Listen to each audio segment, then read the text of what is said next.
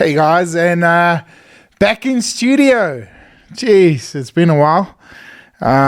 Firstly, I'm going to address a couple of things. Firstly, my voice is as hoarse as can be. About a week ago, I had COVID, believe it or not. And it somehow got infected into my chest. So I'm on intense asthma pumps and all that sort of jazz anyway.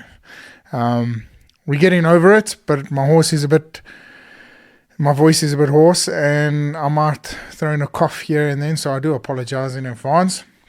Secondly, it's June, which means it's Men's Mental Health Awareness Month.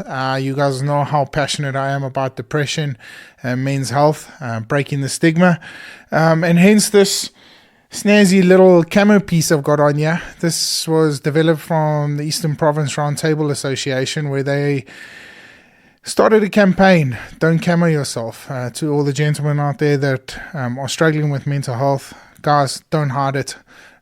Please get involved, chat to a friend. It's important. It really, really is. And that's all about the awareness. So I'm running the Ice Bath Challenge. These guys are running the Don't Camo Yourself Challenge. I think it's a great initiative to try and break the stigma around men's health. It's very, very important that we see it in the right light. And yes, this is not my sporting camo wear that I'm going to be wearing into the bush anytime soon. However, it does hold a significant meaning. And I'm very, very proud to wear it on this episode here tonight. So I am absolutely buzzing. I'm truly buzzing. I've just got off a Zoom meeting with Autumn and Julie from Carbon Core TV, and I'm proud to announce the very first episode in June. I get to announce this, that I'll be joining the Carbon Core TV team. This is an incredible breakthrough for PH Journals and my obligation to the hunting community. I feel extremely honored.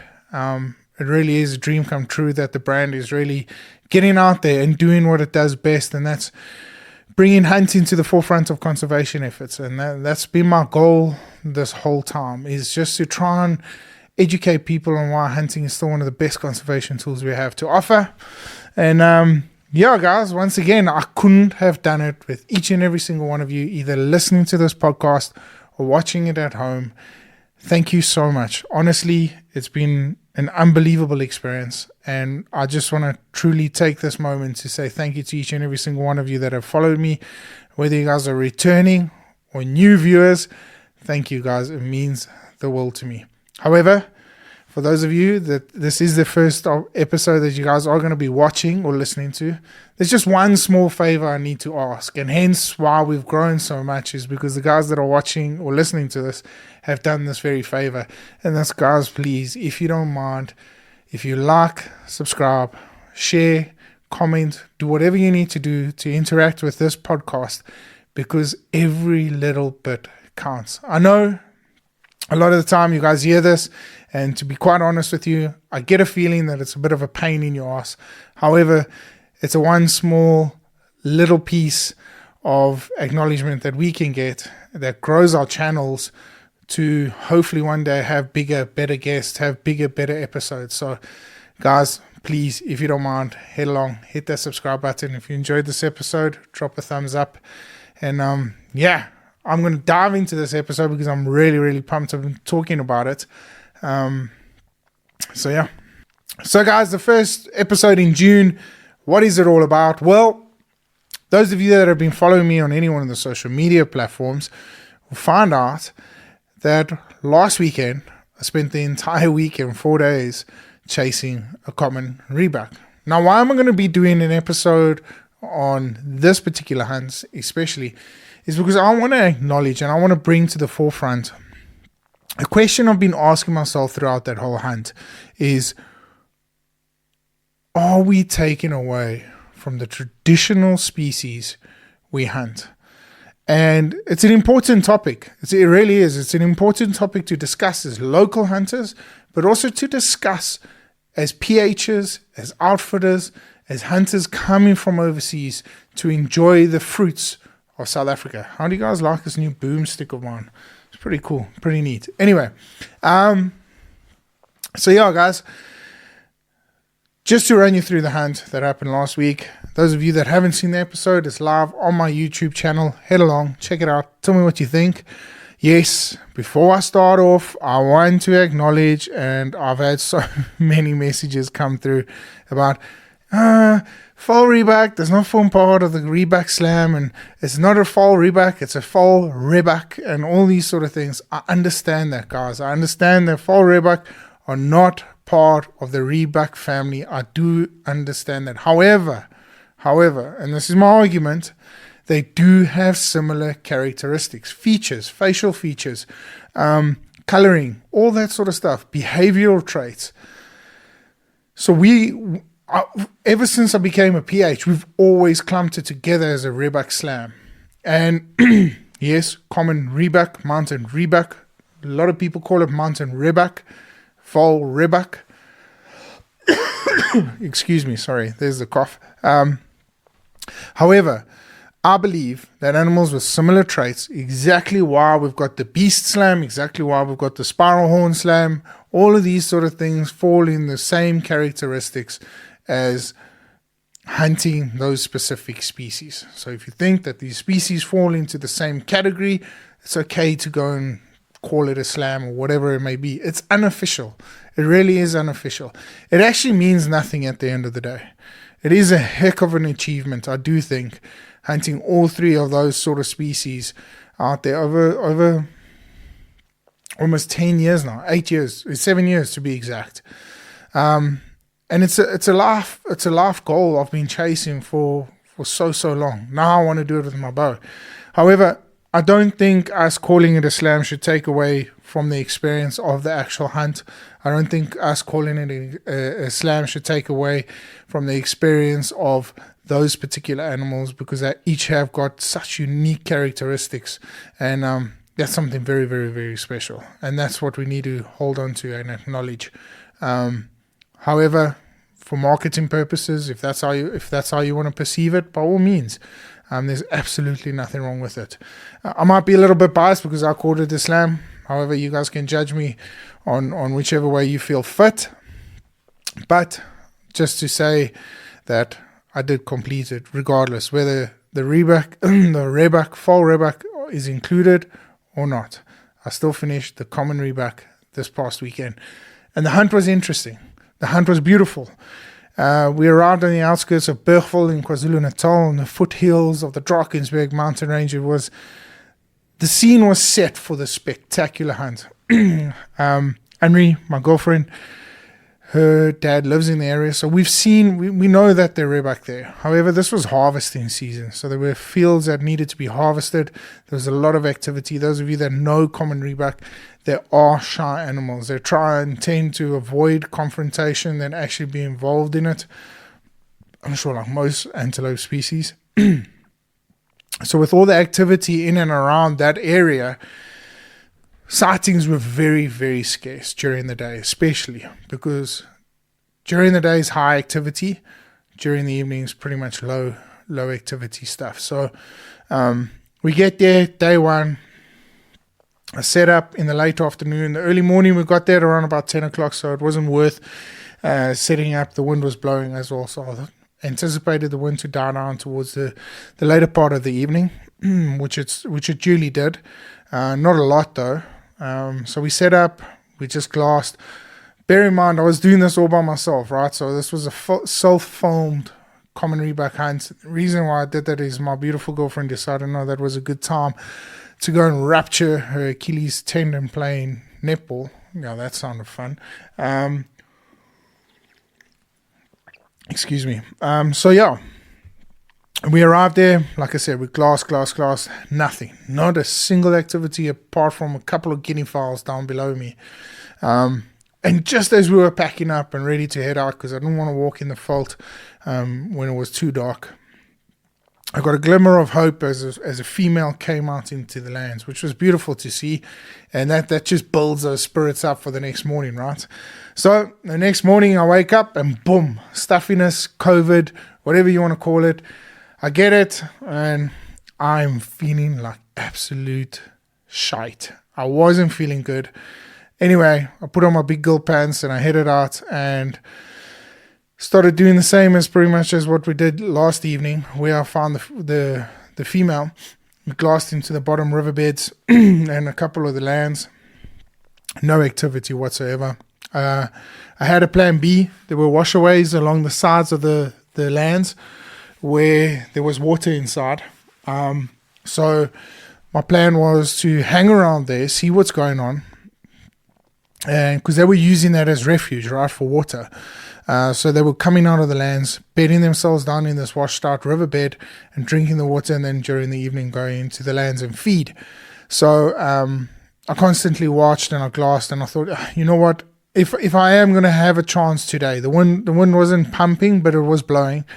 But if I am going to have a chance today, my best opportunity is going to be to hit those riverbeds and just walk and hopefully bump them out. Probably about 150 meters into this whole walk, I saw a young ram, and I realized to myself that, wait, hang on here. I've got shooting sticks in my one hand, my camera in the other, and I've got my rifle slinged across my neck, which was not the perfect scenario, because if I do bump a big ram and he does run and give me the opportunity to shoot, for me to set that equipment up would have been a freaking nightmare. However, I didn't see anything. So I headed back, and we finished up at about 11 o'clock that morning. I headed in for lunch, and I had a little bit of a afternoon siesta, as hunters we do. I woke up at about 3, and I realized this isn't going to work. I am knackered. I'm tired. I'm physically drained, not from the hunting, but just from the sickness, the COVID, whatever came over me that weekend. Excuse me. So anyway, I said, no, well, you know what? I got to put in the effort. So I headed, I jumped in my pickup, and I thought, well, I'm just going to stick out of the wind for tonight.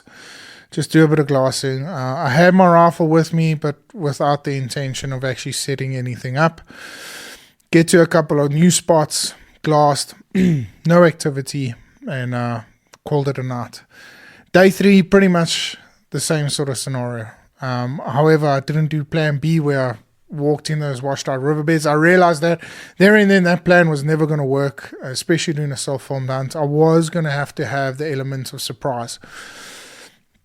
So a proper common reedbuck hunt, and this is the point I'm trying to get to, and the proper common reedbuck hunt is you glassing these rolling hills, these high tips of grasslands. You know, it's called a reedbuck for a reason. They like to hide in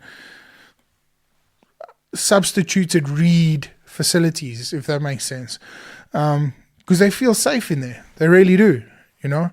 And I've hunted common reedbuck in the Eastern Cape before. The thing about it hunting is that 9 times out of 10 these reedbuck have been put onto a game farm, because they're not indigenously from here. So they've been put onto this game farm, and you somehow know the area they're in, right? So you've got these vast grasslands that you are able to just constantly glass, because you know they're in that vicinity. You do know that. Picking out the correct ram is where the challenge comes in, and secondly, getting in close enough to pull off the shot. But however, you know they're there. With this, it's completely different, because these are cattle and crop farms. So they could travel as they need. You might have seen a big ram here, being the rut season. You might have seen a big ram here. 2 days' time, he's chasing females on the other property. So this is a completely different setup. And this is a proper traditional common reedbuck hunt. So anyway, day 3, like I said, we're glassing these rolling hills, these grasslands, and we're looking for anything giveaway, you know, big horns, flicker in the ear, white underbelly, whatever it may be, just to give away a little bit of movement so that we can see, okay, hang on here, we've got something. And day 3 came, we saw a beautiful darker, and that was about it. And that was it. That was day 3. And the next day we were planning to leave. It was a Sunday. Excuse me. And I realized very quickly to myself that not necessarily was it going to be an opportunity for me to walk away from a difficult situation. It was more of a letdown for me to understand that I haven't given myself and this hunt a fair opportunity of dignity. And what I mean by that is that getting in your bakkie or my pickup and going to these spots and setting up, and it takes a lot of effort. So the effort wasn't the issue, but it was the understanding behind the hunt. Was I doing something wrong that I wasn't seeing these animals? Or was I not just testing my knowledge a little bit to try and see what the best possible scenario was?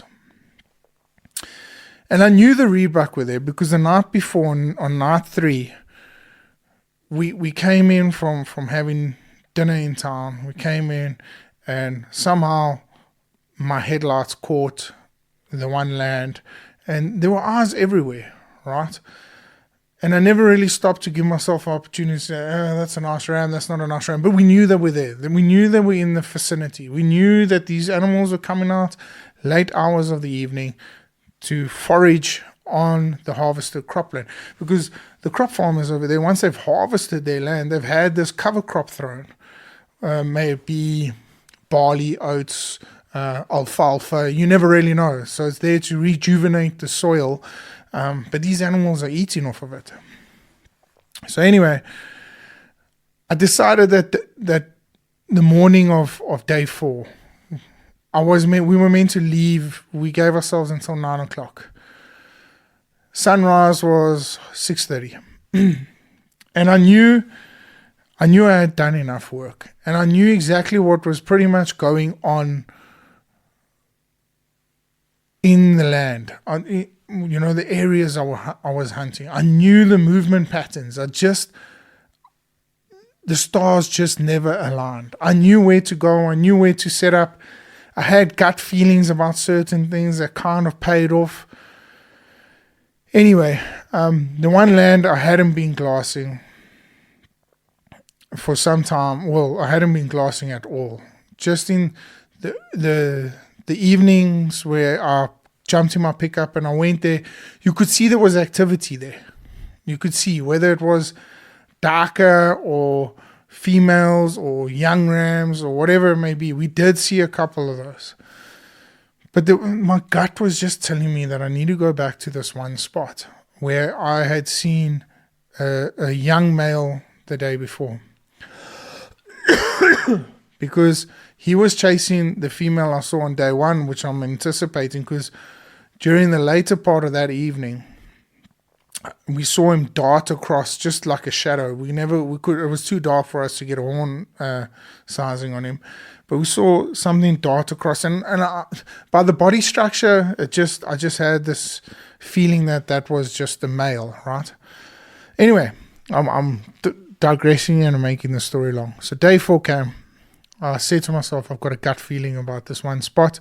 I need to go and check it out. Now, bear in mind, we were meant to leave at 9 o'clock that morning. It's a 9-hour drive all the way home. And it's a Sunday. Sunday after elections, it's going to be busy one way or another. So anyway, I headed out and I had my whole gear and we set up, and it must have been about half an hour. Maybe not half an hour, maybe about 25 minutes. And I spot this female. And I get this feeling that she's old enough to, be on heat, and she's old enough to have a cycle, So I'm watching her feed in the cropland. Yes, the next minute out of this one dark shrub. Now, in this particular land, there was an area that couldn't be, not harvested, but it couldn't be graded because there was just a stone. So in South Africa, we've got this tall stick kind of weed. It's called a blackjack, and they had refuge their place in the stone. So all around this like island patch, the patch must have been big. It must have been 20 yards, about 20 yards. 20 yards long and probably about 10 yards wide. All around this patch was harvested cropland, but they couldn't harvest this patch, or they couldn't grade this patch personally, particularly because of the rocks that were under the soil and stuff, so the harvester couldn't get there anyway. And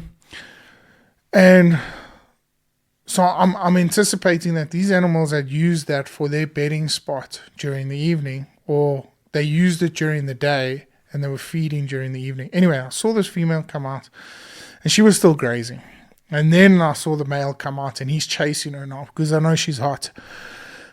So anyway, no pun intended there. So anyway, I watch it, and he looks like a good ram. He's got the body structure. There's thick bases. Now, those of you that know me, I don't chase size. I know in Natal they've got some exceptional common Reedbuck, but I want to chase just a good representation of the species, number one. And number two, he needs to be old enough to take. I'm not just going to go out there and take any ram. So if I get close enough and I see, he's not quite big. I mean, I passed up on, I want to say 10 to 13 inch rams, 2 or 3 of them, easy. And in the Eastern Cape, we're shooting 10 to 13 inch rams any day. Anyway, so I see this ram and I give it time, because now inside of me, I'm like egging. I'm like, I need to go. So I'm like, let me close the distance. I'm 420 yards away. Let me close the distance, get into that 200-yard range. Then I know at any given time, no matter what happens, I'll be able to pull off a shot at this distance. Get into the 200-yard range, set up the spotting scope again, and I watch him bed. And he beds in that thick blackjack arena. So I head and I get close and I get close and I get close. Now I know common Reedbuck, when they feel threatened, they lie as flat as they possibly can, and then almost like their chins go flat to the ground. So I get in close and I can't see it. I can't see the sign of the female and I can't see the sign of the male. Now this is typical, this is what I'm calling typical common Reedbuck hunting, because you know they're there, you can physically not see them. Anyway, I get up to a point, climb through this one fence, and I pick up my glass. And as I pick up my glass, for some reason, I caught the flick of the female's tail, and I knew they were there. So I'm glassing, and eventually, all I could see out of the tips of the grass were his 2 horns, just literally. If you watch the video, you'll know what I'm talking about. That's all I could see. Excuse me. And it's at that point that I really realized how special this moment really was. Because I've hunted hard for 3 days. I might not have been in the veld constantly, but I've pushed my body to new heights. And I get up to this point and all I've got to do is pull the trigger. Now, the animal's lying down. I can't get a clear shot on him. And everything in my power is pulling me back to say, just hang on, he's got to stand up. He's got to stand. You want to have an ethical shot. Because the last thing I want now, it's already now probably 7:45. The last thing I want is to wound this animal and then spend the whole day looking and leaving that evening to head back 9 hours home. So anyway, I've got my 1 foot, and I was actually having a conversation with Wayndell the other day, and I'm like, in hindsight, what I should have done is swap the cameras around, have my camcorder on the solid tripod, and my HD or my 4K camera that was on me on the monopod. So if I missed my reaction to the shot or whatever it may be, it's not the end of the world. I would have got the animal on the stage, and I didn't swap them around anyway. And I'm shouting, I'm like, hey, because I want this thing to stand up.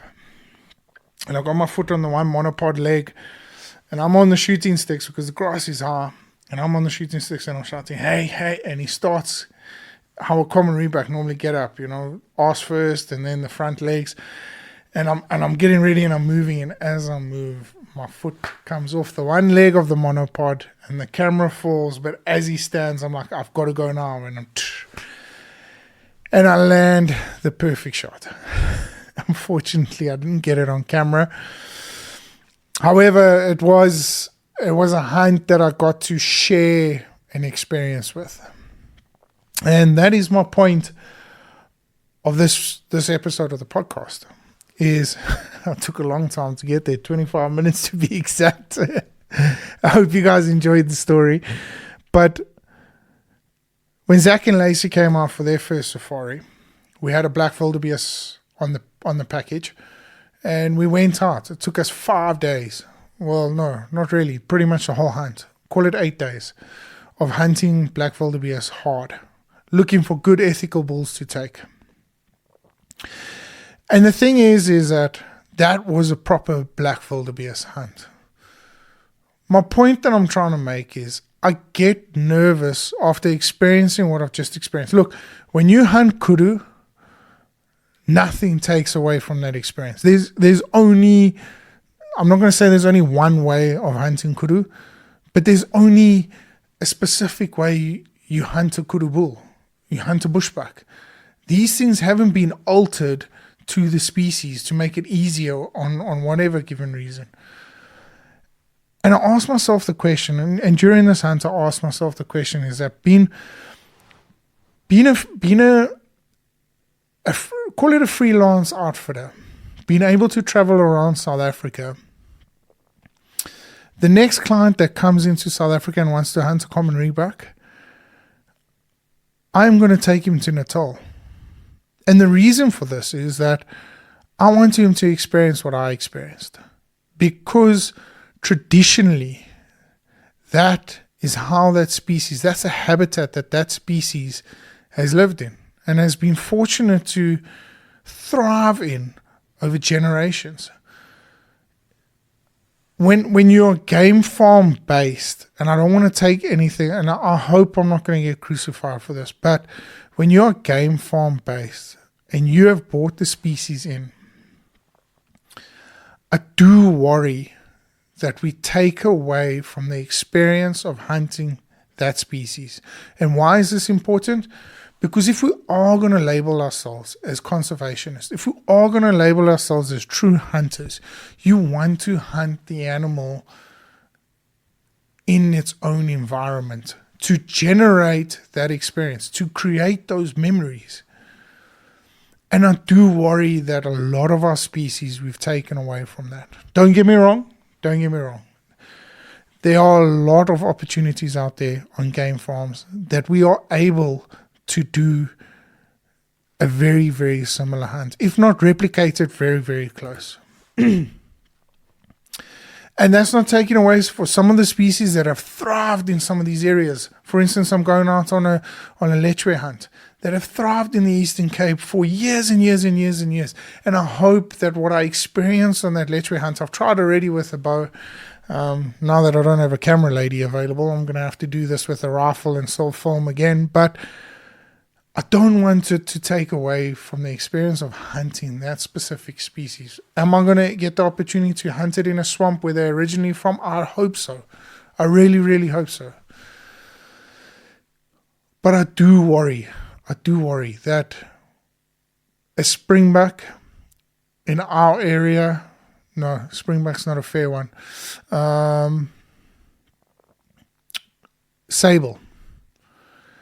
sable in wide open landscapes is kind of not the indigenous habitat. They like the thick bushy areas.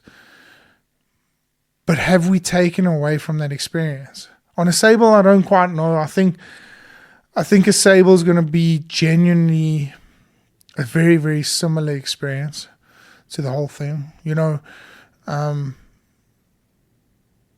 I'm trying to just think of a species that I can kind of relate to likewise with it, For instance, if I think North America, you're not going to go and take a mule deer and the mule deer you hunt in a half fence setup is going to be completely different to a mule deer you hunt in Arizona or New Mexico or one of those places. And that's my point I'm trying to get across, is that experience is completely different to what you would hunt in a half-fence Texas ranch. But is it the same? Are we honoring these animals? It's a question I'm asking because I don't know. what I experienced last weekend on that common Reedbuck hunt was something out of this world. It really, really was. An animal I have taken for granted for so many years because how I've hunted it on game farms was nothing to the experience I hunted him in Natal. And a lot of people are going to argue with me and say, oh no, it's the free range aspect of it. And I will disagree with you every day of the week. But hunting that animal in that environment was next level. Was absolutely unbelievable. It really, really was. And it's something I hold very, very dear to my heart. It was, if you are planning to come out to South Africa and you've never really considered a common Reedbuck, I'd highly suggest you go and watch my episode. And number 2, put it on the bucket list. Because I know you will be back, but it's definitely something worth hunting. Because the experience is like none other. And yeah, I had a lot of fun. I really did. I didn't get the kill shot that I wanted. However, I had loads and loads of fun. It was a memory I'll hold very, very dear to my heart. Yeah, guys. So with that being said, I've got some exciting news. Obviously, this month we are stacked up with podcasts. I will be joining Sean Kogut on his podcast this week sometime. Next week, I've got a very, very exciting one. I am interviewing Carl van Zyl from John X Safaris. Carl has been a role model to many of us, number 1. And number 2, their model of outfitting as a conservation aspect is one that I'm so excited to dive into. And those of you that haven't, John X is a huge player in the Eastern Cape hunting industry. And I really, really look forward to having him on the episode. In between all of this, I'm hoping to do my lechwe. I'm hoping to hunt my kudu for the season and try and get that on film. And then at the end of the month, my good friend Pat Dugan is back. He's back for his 7th or 8th safari with us. And I'm looking so forward to this one. We're going to be based out of the Port Alfred area down in the Eastern Cape, where we're going to be chasing not a lot of species for him this time, more about his daughter, which I'm very, very excited about. Lily's going to be joining us on this hunt, and I can't wait to share a lot of some cool stories with you guys on that one. And then, yeah, pretty much July, we are open for a little bit more hunting, and I'm hoping to bring you guys a little bit more content. This is definitely not going to be my last episode. I will be running another episode this weekend, so if you guys haven't, check it out, and I'm looking forward to this one. And to all my South Africans, I hope you guys are having an incredible hunting season. To everyone up north, I hope you guys have a fantastic summer break. And if you haven't got anything to do, you know where to find the podcast and the PH Journal's Hunting Journal. I'm looking forward to sharing some more content with you guys. But for myself, once again, thank you so much for everything you guys have done for me. But if you are, happy hunting. Until then, stay safe, stay blessed, stay humble. We'll catch up with you guys soon. Cheers.